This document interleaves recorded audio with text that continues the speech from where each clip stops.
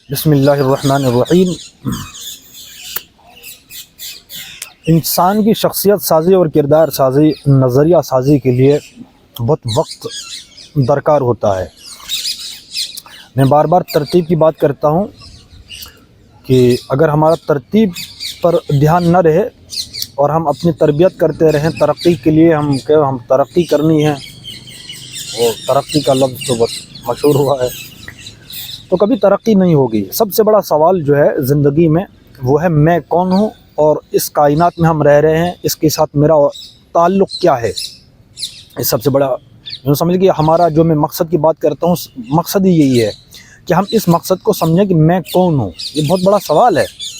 کائنات کے ساتھ میرا کیا تعلق ہے، کائنات کیوں بنی ہے، یہ دو سوال بہت بڑے ہیں۔ اس کے بعد میرا مقصد کیا ہے، کہ میں اگر ہوں، میں کیا ہوں کا جواب مل گیا تو اب اس کے بعد کیا ہے، واٹ نیکسٹ۔ یہ بہت بڑے سوالات ہیں اور یہ مقصد میں شامل ہیں۔ دوسری جو چیزیں ہیں وہ ضرورت کی چیزیں ہیں۔ ترتیب میں یہ کہہ رہا ہوں کہ یہ جو چیز میں کہہ رہا ہوں کہ ترتیب کے ساتھ ہو مقصد اور ضرورت، ٹھیک ہے نا، کہ ہم شخصیت سازی ہوتی ہے، کردار سازی ہوتی ہے، نظریہ سازی، تین چیزیں ہوتی ہیں، تو اس کی بھی ایک ترتیب ہے۔ آج کل کے زمانے میں جس دور میں ہم رہ رہے ہیں، اس میں بہت بڑا ٹف ہے یہ کہ ہم ان چیزوں کو سمجھیں۔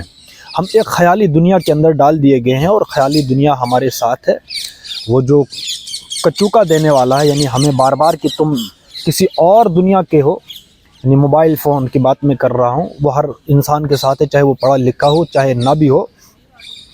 احمد جاوید صاحب کا قول ہے اس کے بارے میں کہ موبائل فون نے، یہ جو ٹیکنالوجی ہے یا سوشل میڈیا ہے، یہ سب ان چیزوں کو سامنے رکھتے ہوئے کہ اس نے ہم پر دو کام کیے ہمارے ساتھ، کہ انسان کو نہ عالم بننے دیا اور نہ جاہل رہنے دیا۔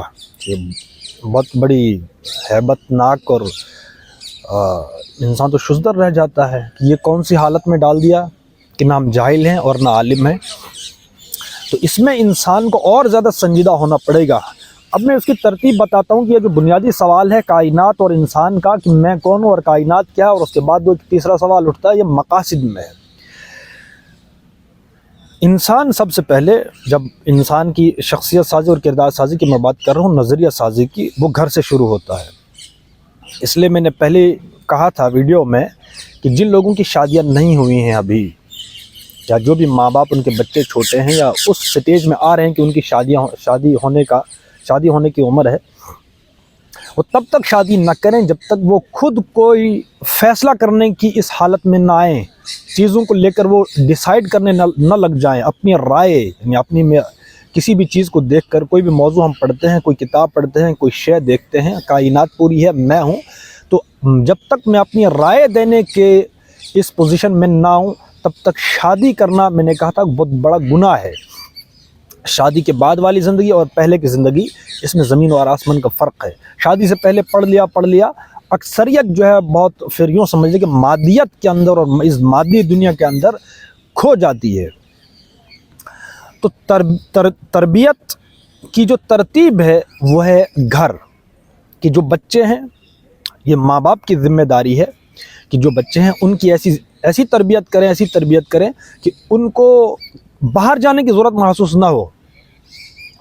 کردار سازی، شخصیت سازی، نظریہ سازی، جو تین چیزیں چل رہی ہیں آگے، اور اخلاق کی ڈیفینیشن جو ڈاواں ڈول ہے کہ اخلاق اور کردار کو گڑبڑ کر دیا جاتا ہے۔ بہرحال اس کو کبھی کھولیں گے کہ اخلاق اور کردار کا فرق کیا ہے۔ یہ دو چار چیزیں وہ گھر سے شروع ہوتی ہے۔ جب آپ گھر میں ماحول دیں گے کسی بچے کو، اپنے بچے کو گھر میں ماحول دیں گے، کوئی بھی سوال ہے، پہلے تو سوال کرنا ان کو سکھائیں کہ سوال کرنا کیوں ہے، سوال کرنے کی ہمت پیدا کریں، اور سوال کرنا آنا بھی چاہیے نا، یہ بڑی بات ہے۔ تو گھر سے چیز شروع ہوتی ہے۔ نظریہ سازی کا کام جو ہے وہ بچپن سے شروع ہونا چاہیے۔ گھر، جو انسان جب گھر میں ہوتا ہے، کم سے کم 12th تک یا گریجویشن تک پہنچتے انسان جو ہے بڑے نظریات پر بات کرنا چاہیے، اور یہ اونچے لوگوں کا کام ہے کہ وہ نظریات پر بات کریں۔ اب جس بچے کو 12th تک پہنچتے یا گریجویشن کے بعد نظریے کی سمجھ ہی نہ ہو، اور وہ پھر ایک ایسے آزاد ماحول میں پروان چڑھے اور موبائل فون اس کے ساتھ میں ہو، وہ کس نظریے کا شکار ہوگا किसी की जिम्मेदारी नहीं हो सकती उसमें, ठीक है ना। तो ये बड़ा टफ है इस वक्त कि हमारे पास, हम जिस दुनिया से, मैंने एक वीडियो में कहा था साइबरिस्तानी दुनिया में हम रह रहे हैं। साइबरिस्तानी दुनिया में अगर बच्चा जो है बग़ैर किरदार साजी, किरदार, शख्सियत और अखलाक और नज़रिए के साथ, इन 4 चीज़ों के बग़ैर वो सोसाइटी में आता है या एक आज़ाद माहौल में आता है, तो वो उसको कौन सा नज़रिया या कौन सी वो बातें उचक कर ले जाएं, हम उस पर इतना ही कहते हैं कि इन्ना लिल्लाहि व इन्ना इलैहि राजिऊन। इस वक्त जो हमारी मजमूई हालत है वो बहुत अबतर है। तो जो बच्चे हैं, जो माँ बाप सुन रहे हैं या जिनके बच्चे हैं, और या ख़ुद जो अपनी सोच रखते हों, मैच्योर हुए हों, बातों को समझते हैं, ख़ुद से भी कुछ सोचते हैं, वो एक काम करें कि कम से कम 15 साल तक वो इन बुनियादी बातों को समझ लें कि नज़रिया क्या होता है और मकसद क्या होता है, ज़रूरत क्या होता है। ये तरतीब है। हमने ज़रूरतों को डाला हुआ है मकसद में, और मकसद को हमने ज़रूरतों से भी नीचे कर दिया है। नौकरी करना, जॉब करना, ये हमने बना दिया है मकसद। क्वेश्चन है कि अगर किसी को कोई जॉब मिल जाए, जॉब मिलने के बाद उसके बाद मतलब जो आपका मकसद था वो मकसद तो मिल गया आपको, अब उसके बाद क्या है?